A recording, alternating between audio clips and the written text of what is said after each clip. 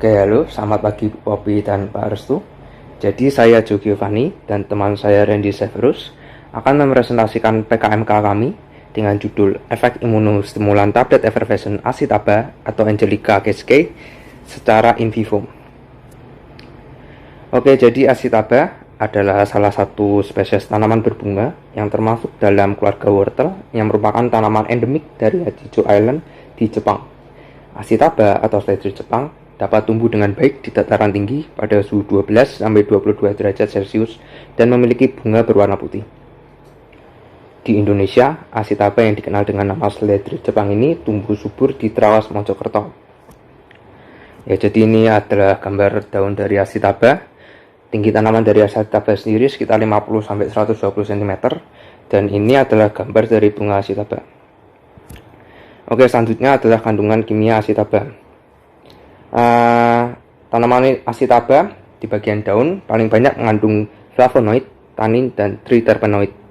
Salah satu contoh flavonoid adalah dimetoxycalcone, DMC atau calcone yang merupakan gabungan dari hydroxyderisin dan xanthoangelol. Kemudian Acitaba juga merupakan sumber multivitamin. Acitaba banyak mengandung vitamin B1, B2, B3, B5, B6, B12, vitamin C, vitamin A, vitamin E, dan vitamin K. Kemudian banyak mengandung mineral seperti zat besi, zinc, fosfor, kalsium, dan kalium. Kemudian selanjutnya adalah manfaat Acitaba. Acitaba memiliki banyak sekali khasiat yang baik bagi tubuh. Acitaba juga mengandung banyak klorofil yang mampu meningkatkan produksi sel darah merah yang dapat digunakan untuk melawan anemia. Kombinasi antara senyawa kalkon dan tanin dapat berperan sebagai antioksidan, antiinflamasi, dan juga anti-kanker.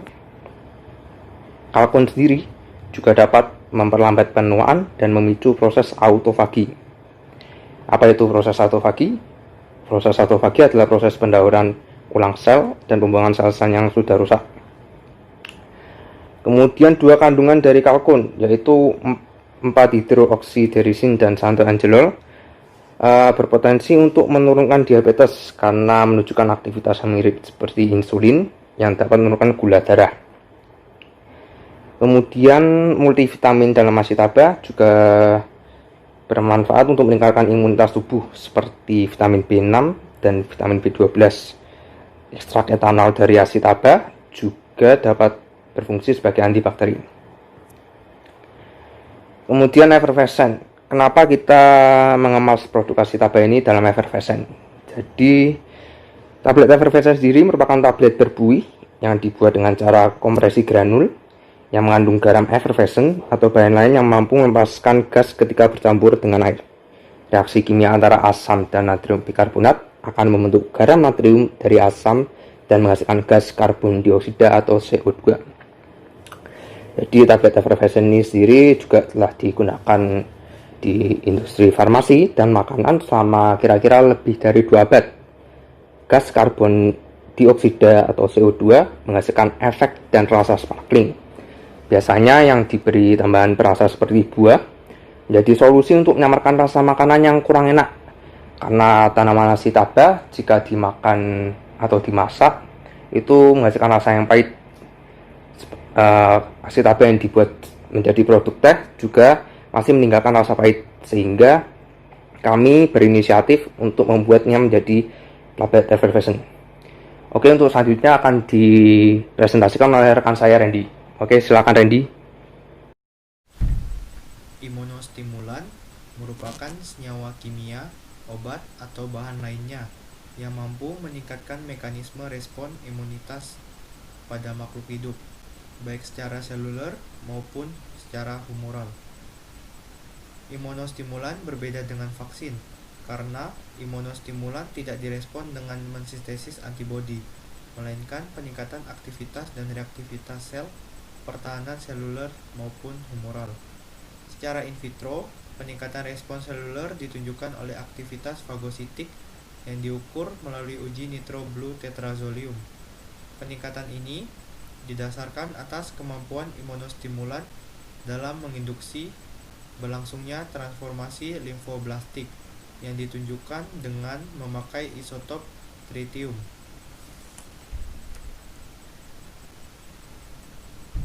Metode penelitian yang dilakukan yaitu pertama, pengumpulan tanaman Acetaba. Pada tahapan ini, dilakukan pengumpulan 1000 gram tanaman Acetaba di daerah Trawas, Mojokerto, Surabaya, yang kemudian dibawa menuju ke Laboratorium Teknobiologi di Universitas Surabaya. Yang kedua, yaitu ekstraksi senyawa aktif dalam Acetaba. Daun Acetaba sebanyak 1000 gram yang didapat di blender hingga halus dan didapatkan bentuk bubuk. Kemudian dimasukkan ke dalam wadah tertutup dan direndam dengan etanol 70% sebanyak 6 liter selama 72 jam dengan pengadukan setiap harinya. Kemudian hasil cairan dari rendaman tersebut disaring menggunakan corong Buchner dan dilanjutkan dengan penguapan dengan rotary evaporator dengan suhu 60 derajat Celcius hingga didapatkan ekstrak kental. Ekstrak kental tersebut dikeringkan dengan spray dryer. Selanjutnya yaitu pembuatan tablet effervescent metode granulasi kering. Tahapan pertama itu ekstrak Acetaba yang ditimbang sesuai dengan tabel formulasi, kemudian ditambahkan PVP yang telah dilarutkan pada etanol, kemudian dicampurkan pada mortar dan dihaluskan, kemudian diayak nomor 8, yang selanjutnya di oven pada suhu 50 derajat Celcius selama 5 jam. Kemudian didinginkan dan diayak lagi dengan ayakan nomor 10. Kemudian ditimbang granul effervescentnya dan dikempang menjadi tablet.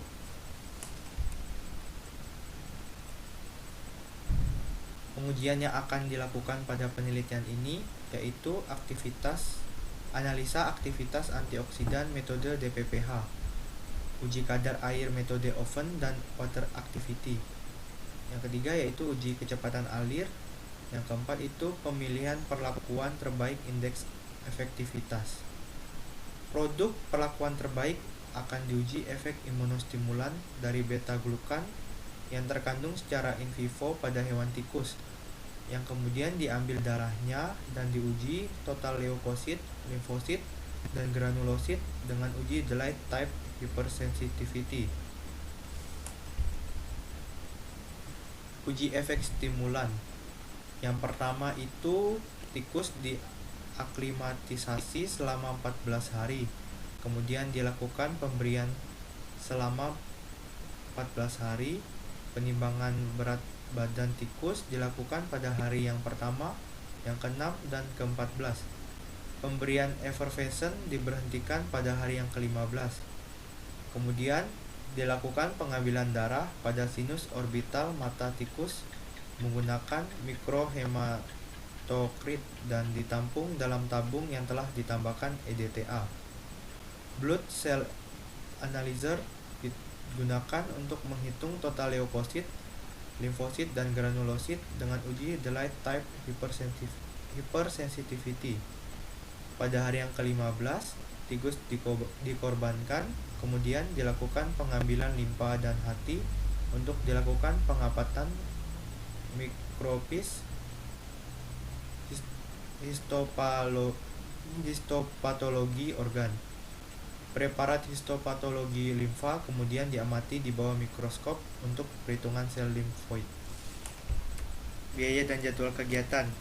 Yang pertama, peralatan utama yang dikeluarkan sebesar Rp7.244.500. Biaya perjalanan sebesar Rp3.400.000. Biaya lain-lain sebesar Rp1.000.000. Jadi total yang kami keluarkan itu sebesar Rp11.644.500. Jadwal kegiatan. Yang pertama, bimbingan dengan dosen pembimbing pada bulan pertama sampai bulan keempat.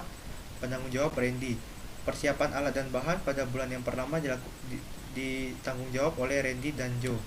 Ekstraksi senyawa Acetaba pada bulan kedua penanggung jawab Joe dan Belinda. Pembuatan effervescent Acetaba pada bulan kedua penanggung jawab Belinda dan Randy.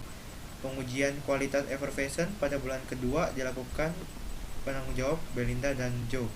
Uji in vivo pada bulan kedua dan ketiga penanggung jawab Joe dan Randy. Analisa data pada bulan kedua, ketiga Dan keempat, penanggung jawab Randy, Belinda, dan Joe.